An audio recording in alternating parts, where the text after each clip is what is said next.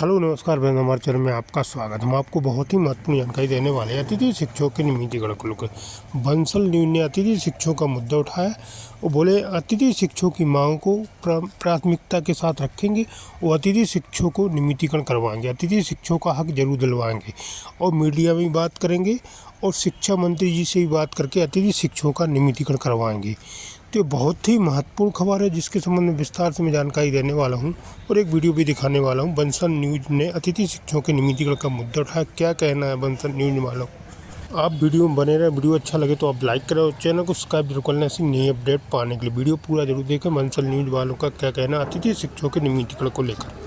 अतिथि शिक्षकों की बात मुख्यमंत्री से और शिक्षा मंत्री जी से की जाएगी। भोपाल में मीटिंग ली जाएगी, ऐसा कहना है बंसल न्यूज वालों का। वीडियो में बने रहें। नमस्कार मित्रों, मैं शरद द्विवेदी और बंसल न्यूज़ के फेसबुक पेज लाइव पर मैं आप सभी का बहुत स्वागत करता हूं। और पहले तो माफ़ी चाहूँगा, आज का दिन बहुत व्यस्तता भरा रहा और इसी व्यस्तता के चलते जिस समय मुझे शाम को आपसे बात करनी थी उस समय मैं आपके पास नहीं आ पाया बातचीत करने के लिए। और ये आज मैं किसी मुद्दे पर नहीं बात करूँगा। अतिथि शिक्षकों के मसले को लेकर एक दिन पहले हमारी चर्चा हुई थी और मैंने देखा बहुत सारे हमारे जो अतिथि शिक्षक साथी हैं उन लोगों ने मुझे दिन भर फ़ोन भी करने की कोशिश की। मैं आप सबसे फिर करबद्ध प्रार्थना करूंगा कि आप ही की तरह हम भी एक मेहनतकश श्रमिक हैं। आपको लगता ज़रूर है कि शायद हमारी ताकत हमारे पास है, पत्रकारिता की ताकत है, ज़रूर है, लेकिन उस ताकत के साथ चिंता भी है और चिंतन भी है, क्योंकि ताकत व्यक्ति को कई बार पटरी से उतार भी देती है, उसको मदान्ध भी बना देती है और कई बार ताकत होने की वजह से कई तरह की चुनौतियाँ भी पैदा होती हैं। और लोग चाहते हैं कि जिसके पास ताकत है उस ताकत को अपनी मुट्ठी में रखा जाए। ये चुनौतियां जीवन में किसी न किसी रूप में सबके साथ चलती रहती हैं, चाहे वो राजनेता हो, राजनीतिक दल हो या पत्रकार हो। तो मित्रों, आपके बहुत सारे फ़ोन कॉल्स मैं उठा नहीं पाया, लेकिन मैं फिर आपसे प्रार्थना करूंगा कि कृपया फ़ोन मत करिए। मैंने आपके अधिकांश व्हाट्सएप के मैसेजेस देखे हैं, क्योंकि फ़ोन अगर मैं उठाने लगूंगा तो फिर बातचीत बहुत लंबी हो जाएगी और शायद मैं कोई दूसरा काम नहीं कर पाऊँगा। और जैसा मैंने कहा कि मैं भी आप ही की तरह मेहनत का श्रमिक पत्रकार हूँ और घर चलाने के लिए उन तमाम चुनौतियों से हमें भी जूझना पड़ता है जिनसे आप दो चार होते हैं। मित्रों, मैंने देखा कि आपके पास बहुत सुस्पष्ट राय है, आपके पास बहुत अच्छी प्लानिंग्स हैं, लेकिन एक चीज़ की मैंने जो मुझे लगा, आप इससे सहमत असहमत हो सकते हैं, कि मैंने ये देखा कि लंबे समय तक जिस एटमॉस्फेयर में आपने काम किया है, जिस वातावरण में आपने काम किया है, उस वातावरण में काम करने से जो असुरक्षा और जो चुनौतियाँ आपके सामने उत्पन्न हुई हैं उनकी वजह से एक अधीरता, एक बेचैनी और निराशा भी मैंने आपके कमेंट्स में महसूस की। और आप ये भी अब मानने लगे हैं कि आपकी समस्या या तो मीडिया ही हल कर सकता है, जो पूरी तरह सच नहीं है। अगर आपको ऐसा लगता है कि सिर्फ मीडिया में बात आने से आपकी समस्याएं हल हो जाएंगी, तो मित्रों, मुझे लगता है कि आप शिक्षक हैं, आप राष्ट्र निर्माता हैं और आप बहुत बेहतर समझते हैं कि मीडिया बहुत सारे विषयों को उठाता है और निश्चित तौर पर उस पर सरकार की, राजनीतिक दलों की प्रतिक्रियाएं भी आती हैं और वो उसको गंभीरता से सोचने पर मजबूर भी होते हैं।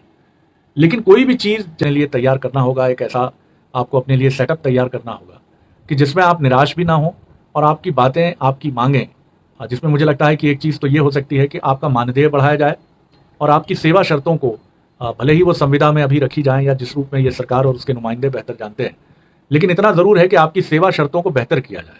अभी जिस तरह से मुझे लगता है कि आपकी बात से मैं समझ पाया कि आप लोग एक उपेक्षा भाव से गुजरते हैं, आप रहमो करम पर निर्भर करते हैं स्कूल के वरिष्ठ स्टाफ के, खासतौर से प्राचार्य के। और यही वजह है कि वो पीड़ा आपके मन में रहती है कि हमने डीएड किया है, बीएड किया है, हम पीएचडी कर चुके हैं, लेकिन हमें वो सम्मान नहीं मिल रहा है जिस सम्मान के हम अधिकारी हैं। तो पहले तो ये सोचना, इसको थोड़ा सा व्यवहारिक होकर सोचिए कि आपकी बात पूरी हो जाएगी सिर्फ मीडिया में सामने आने से। अगर आप ऐसी कटिंग्स लेकर आप बैठेंगे तो आपको शायद पीड़ा हो सकती है। मैं ये शब्द नहीं कहना चाहूँगा, क्योंकि मैं फिर कहूँगा कि निराशा से बड़ा शत्रु जीवन में मनुष्य का कोई नहीं है। मैं खुद बहुत घोर निराशा के दौर से गुजरा हूँ मित्रों। मैंने वो समय भी देखा है कि जब मेरे पिता की पार्थिव देह अस्पताल में थी और मेरे पास नर्सिंग होम के पैसे नहीं थे चुकाने के लिए। ये बिल्कुल सच्ची बात है और ऐसा कह के मैं आपसे कुछ सहानुभूति के अंश नहीं चाहता हूँ, ये सच्ची बात है। और उस समय मैं ये सोच रहा था कि मुझे मेरे जन्मदाता, मेरे संरक्षक इस दुनिया में नहीं है, लेकिन मैं उन पैसों के बारे में सोच रहा हूँ जो मुझे लगता है कि थोड़ी देर बाद जब मैं इनकी पार्थिव देह को घर ले जाऊँगा तो मुझे इस नर्सिंग होम के वो पैसे चुकाने होंगे। मैं कितना विचित्र पुत्र हूँ कि मैं इस समय शोक में नहीं डूबा हूँ, मैं धन के बारे में सोच रहा हूँ कि मैं पैसे की व्यवस्था कहाँ से करूँ।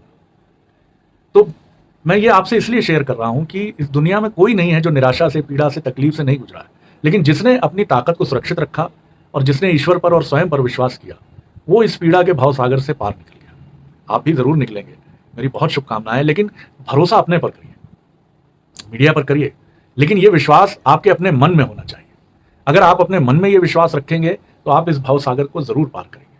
आप बार बार सोचते हैं कि मीडिया के अलग अलग जो संस्थान हैं वो आपकी बात उठाएंगे तो सरकार मान जाएगी। ये बहुत भोली सोच है, ये बड़ी निर्दोष सोच है और ये बड़ी मासूम सी सोच है।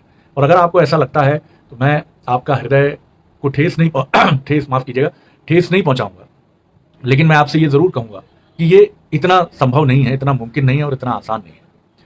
आपको एक आंदोलन का शांतिपूर्ण रास्ता अख्तियार करना ही है और इस पर आपको चलना है।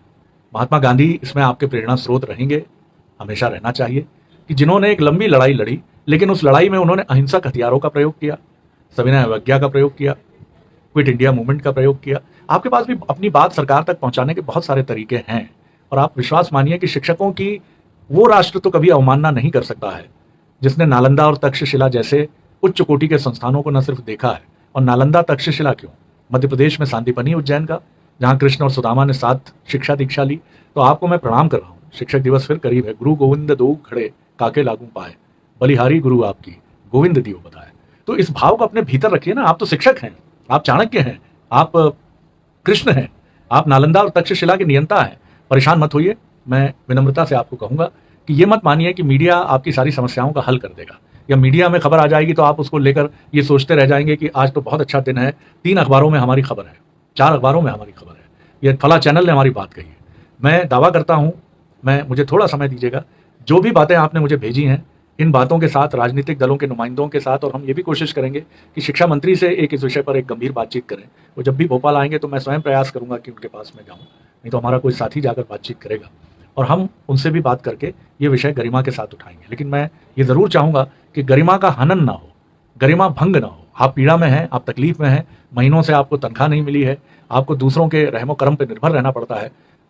30,000 जो चयनित शिक्षक हैं उनका एक प्रतिनिधिमंडल ज्योतिरादित्य सिंधिया जी से गुरुवार शाम ग्वालियर में मिला है और सिंधिया जी ने उस प्रतिनिधिमंडल को आश्वस्त किया है कि वो उनकी नियुक्ति जल्द से जल्द हो, इसके लिए वो सरकार तक वो बात, उनकी आवाज़ को पहुंचाएंगे। ऐसे ही कारवां शुरू होगा। और एक शेर आपकी नज़र करते हुए अभी एक और कार्यक्रम है मेरा। मैं फिर आपसे क्षमा मांगूंगा कि मैं आपके फ़ोन नहीं उठा पाया, लेकिन कृपया फ़ोन ना करके अगर आप मुझे मैसेज करेंगे या व्हाट्सएप संदेश भेजेंगे तो बहुत उत्तम होगा। मैं अकेला ही चला था जानिबे मंजिल, मगर लोग साथ आते गए, कारवां बनता गया। आप भी साथ चले हैं, आप में से कुछ पहले अकेले चले, गुरुजी हों, अतिथि शिक्षक हों, या पुलिस भर्ती की बात हो, तमाम इस समय युवाओं के लिए बेरोजगारी का आलम है। मैं इसको बहुत अच्छे से समझता हूँ, लेकिन हम साथ चलेंगे, हम साथ चीज़ों को देखेंगे, हम एक दूसरे की मुश्किलों को भी समझेंगे और अपनी बात सरकार तक गरिमा से लेकिन दृढ़ता से पहुँचाएंगे, तो ये मसला ज़रूर हल होगा। मैं ऐसा मानता हूँ। जल्दी मैं एक कार्यक्रम लेकर, अच्छे से डिज़ाइन कार्यक्रम लेकर, जिसमें आपके समाधान होंगे, इसी मंच पर मैं उपस्थित होऊंगा और आप उस कार्यक्रम को ज़रूर देखिएगा और बंसल न्यूज़ को भी ज़रूर देखिएगा। ये एक ऐसा चैनल है जहाँ शोर हम नहीं करते, हम विनम्रता से अपनी बात रखने की कोशिश करते हैं। मेरे कई मित्र कहते हैं कि शोर शराबे के इस दौर में शरद जी आपकी शांति से भरी बातों को लोग सुनेंगे नहीं, लेकिन मैं कहता हूँ नहीं, लोग सुनेंगे। शांति हमारे भीतर का स्थायी भाव है, गरिमा हमारे भीतर का स्थायी भाव है और लोग ज़रूर सुनेंगे। और कुछ चीज़ें कभी नहीं बदलती हैं। सूरज हमेशा जहाँ से निकलता है, जिस दिशा से, पूरब से निकलता है तो पूरब से ही निकलेगा, और पश्चिम में अस्त होता है तो पश्चिम में ही अस्त होगा। तो कुछ बातें नैतिकता की, मान्यता की, वो हमेशा सत्य हैं और सत्य रहेंगी। मित्रों, जल्दी ही मैं फिर आपसे मिलूंगा, किसी और मुद्दे पर बात करूंगा, लेकिन आज आपसे संवाद करना था और दिन में बात नहीं हो पाई थी और आपके ढेरों संदेश थे, इसलिए मैंने कहा कि आपसे अतिथि शिक्षकों से संवाद का एक छोटा सा ये मंच जो है, इसको लेकर मैं आगे बढ़ूँ। बहुत आपको धन्यवाद करता हूँ, बहुत सारी शुभकामनाएं देता हूँ और मैं फिर कहूँगा कि ना कोई निराशा की बात करेंगे, न दैन्यम, न पलायनम, न हम पीछे हटेंगे। और शिक्षक तो जो राष्ट्र निर्माता है, वो तमाम मुश्किलों से जूझ कर बाहर निकलता है। तो आप लोग इसका हमेशा ध्यान रखिएगा। कोई निराशा नहीं, साहब, निराशा ने कभी कोई दरवाज़ा नहीं खोला, ताकत ने खोला है, हमारी शक्ति ने खोला है, हमारे भीतर के आत्मचिंतन ने खोला है। तो कोई कमजोरी की बात नहीं, कोई पलायन की बात नहीं, कोई किसी ऐसे निर्णय की बात नहीं जो हमें नुकसान पहुंचाए, हमारे परिवार